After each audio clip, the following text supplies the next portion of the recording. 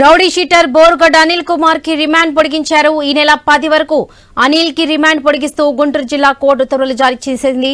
Surveyor మల్లికార్జునరావును బెదిరించిన కేసులో Anil remand ఖైదీగా ఉన్నాడు. రాజమండ్రి జైలు నుంచి తీసుకొచ్చి గుంటూరు కోర్టులో హాజరుపరిచారు. రిమాండ్ పొడిగింపుతో అనిల్ ను తిరిగి రాజమండ్రి జైలుకు తరలించారు పోలీసులు. ఇదే విషయానికి సంబంధించి పూర్తి అప్డేట్స్ మా ప్రతినిధి నాగేశ్వరరావు అందిస్తారు.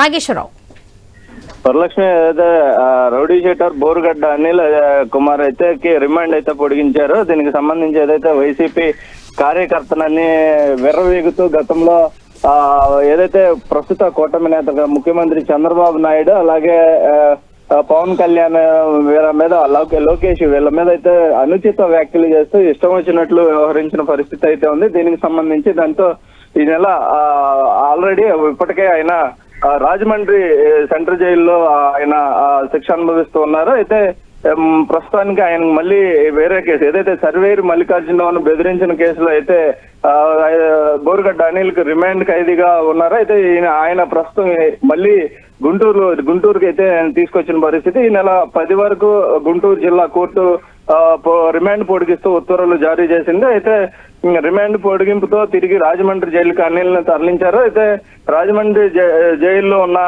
అనిల్ అయితే నోటికి వచ్చినట్లుగా ఇష్టం వచ్చిన రీతిలో మాట్లాడుతూ ముఖ్యమంత్రి చంద్రబాబు నాయుడిని అలాగే పవన్ కళ్యాణ్ లోకేష్ అనుచిత వ్యాఖ్యలు చేసిన దాని మీద అలాగే ఈ యొక్క సర్వేని ఏదైతే గతంలో భూదందాలకు పాల్పడిన ఘటన కూడా చోటు చేసుకున్నట్లుగా తెలుస్తుంది. ఈ ఘటనకు సంబంధించి ఏదైతే